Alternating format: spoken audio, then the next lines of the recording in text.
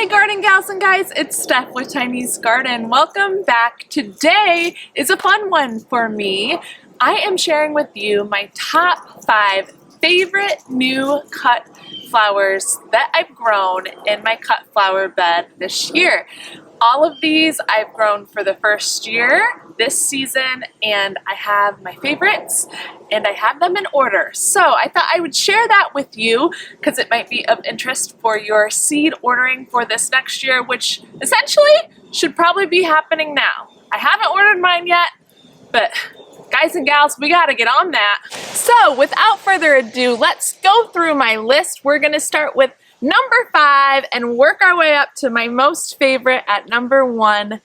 Let's start with Sahara Mix Rudbeckia. The Sahara Rudbeckia is a mix where you're getting different colors, deep burgundies, some yellows, some burgundy and yellow together. I have a gorgeous one right now. I'll show you. This one is in the shade right now under this Mahogany Splendor hibiscus, but can you? Look at that. Just gorgeous coloring. And here we have the Sahara Rudbeckia in all its glory. You can see more burgundy tones over here and some glorious mixed yellow and burgundy tones here, with some that are past their prime over there on the right, but they're just stunning in the bed too. I love looking out and seeing these. They've been great in arrangements. Number 5, Sahara Mix Rudbeckia. It is a tender perennial in zone 9 and 10, but grown best as an annual according to the Johnny's website. That's Johnny Select Seeds. Coming in at number 4, Zinnias. Believe it or not, I have not grown zinnias before. I knew that what they were, and I just wasn't very impressed with them actually.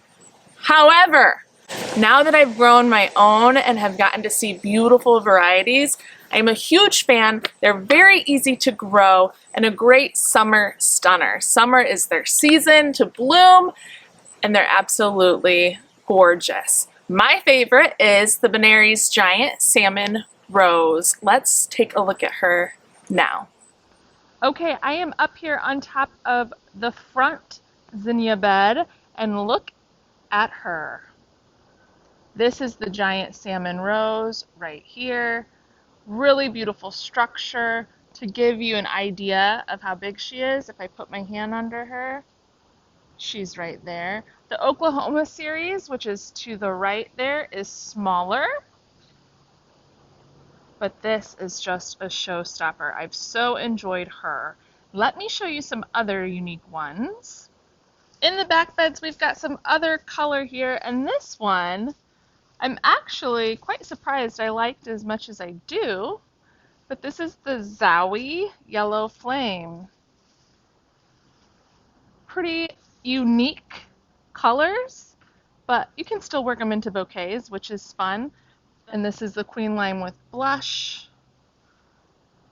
The only one that didn't do very well for me was the one I was most looking forward to, which is Cinderella Peach. Usually they should have more growth in here. I'll put a picture on the screen of what it should look like. But if you see these in the back, they are loving their life back here. Nice and tall, growing like weeds. Number 4, Zinnia. Number 3, I have a tie. I couldn't decide. I have a tie between Cosmos and Anemones. Now, totally different flowers. So we could say Anemones are my favorite spring bulb that bloomed, and Cosmos are one of my favorite summer cut flowers. Totally different seasons. However, some of my Anemones have bloomed later in the season. In fact, I threw those corms in there not thinking they'd do anything because I tried to pre-sprout them and it didn't work.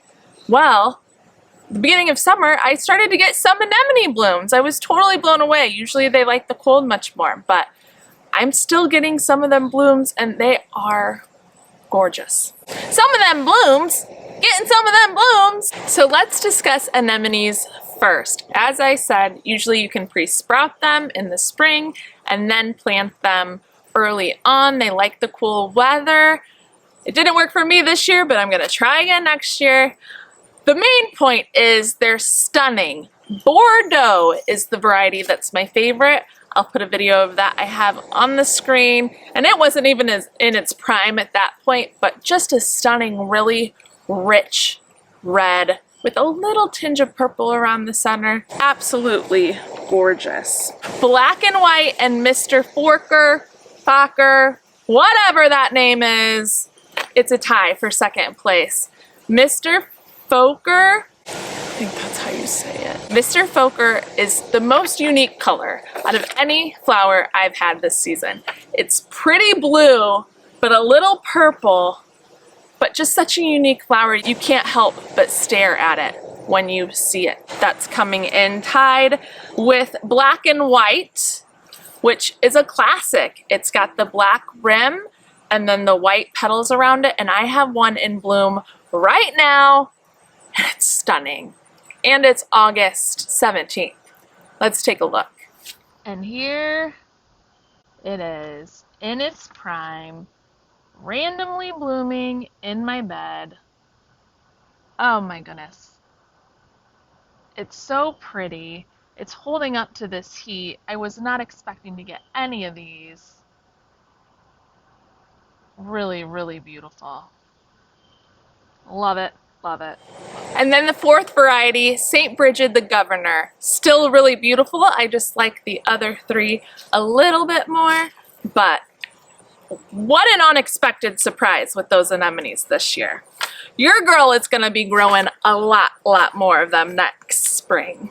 Stay tuned. Now cosmos, what anemones tied with? Let's go take a look at my cosmos because I have two favorites, Fizzy White and also Double Click Snow Puff. It's like it wants to come and say hi to all of you. Look at this Fizzy White Cosmo holding its own out here. So pretty. Here's another one here, and let me show you the size of these plants. Cosmos get big. The zinnias are right next to them. And Double Click Snow Puff is right here. Its structure is just a little bit different than the one I just showed you, but it's almost like a pinwheel looking flower, but I love it, and I do like it a little more than the cranberry, which is right there.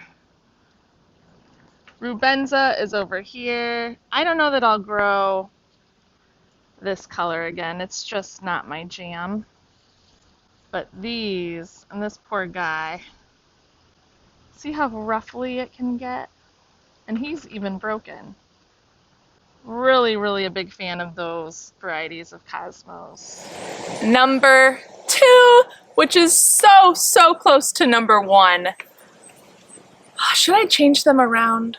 The only difference is I thought these were pretty before, and the one that's number 1 is I was like, I'll grow them and see, and they ended up being really one of my favorites. So it edged out number 2, which is Iceland Poppies. Hallelujah, the heavens do open. My goodness, these girls are strong. They come out in the early spring. They're not afraid of the cold. They're ready to be planted early and give you some beauty. Thank you very much. I will take it. Secondly, there's a couple different mixes I used or different varieties. The first one is my favorite, Champagne Bubbles. Has gorgeous pastel-y pinks and whites and also like a rich coral almost. Stunning mix. That's my favorite.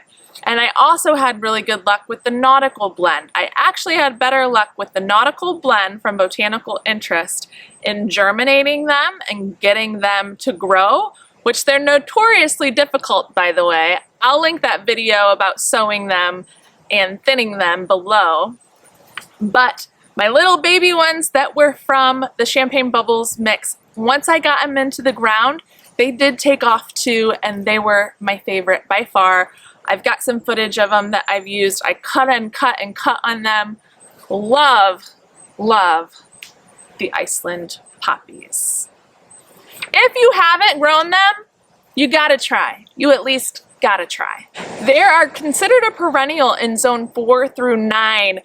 And I'm hoping some of mine self-seeded, but I'm going to start more next year just in case because I love them that much. I want a whole full bed of them again. I'll pack them in even tighter next year, and or 2 beds.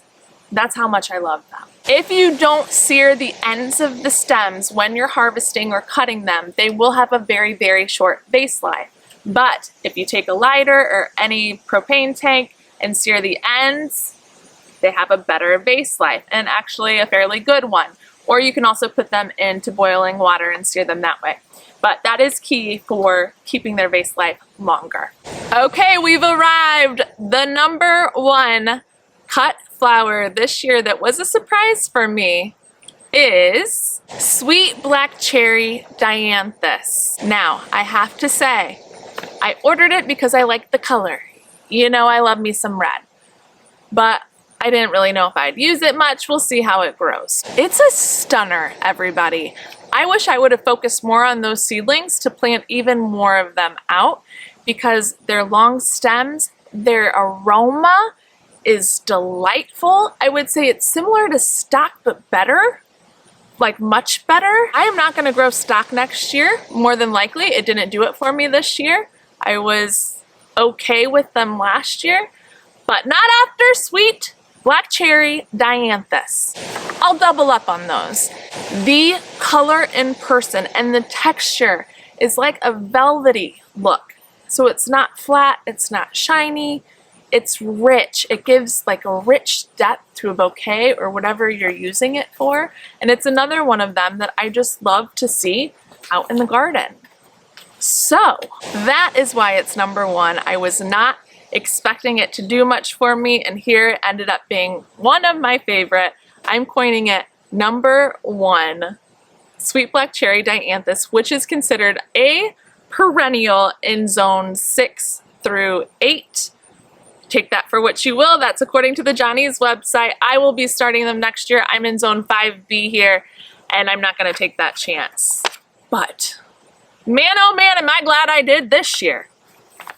Here is one section I have planted in the ground, and it's doing great for me. The others I have in a container. See if we can get real close here. Look at that depth in this flower. It's almost like a big lollipop shape. But the smell, I wish you could smell through the monitor because, oh my gosh, it takes you to another place. It takes you to another place. You are so beautiful to me. Can't you see? Now that I'm walking past these, I feel like this should have been on the list. Cherry caramel flocks. Now this smell is even better than the Dianthus. Ah, this was a hard list to make. And the asters. I'm coining the asters an honorable mention too. Look at these lady coral lavender. Come on. Valkyrie Brunhilde. And even the little tower chamois. Those were really beautiful too. Like I said, that was a difficult list to make. We'll say that cherry caramel flocks is an honorable mention, but I do have more I want to show that I wrote down as honorable mentions, but they all happen to be filler, including this butte right here. So I'll make a different video for that. But there you have it, my top 5 new varieties I planted and grew in 2022. Keep in mind the dahlias, the queens have not really arrived yet. I'm still waiting on most of them. However, I hope this is helpful. If you were on the fence about growing any of them I mentioned, go for it. I really recommend it. And I also might do a video of some that kind of let me down a little bit. I didn't love them. So stay tuned for all of those, but comment below and let me know your top new flowers you grew this year. I love hearing everybody else's experience, so let me know. And also, if you haven't, please subscribe to my channel to follow along with all things garden. We'll see you in the next one. Happy planting! Thanks for watching. Bye.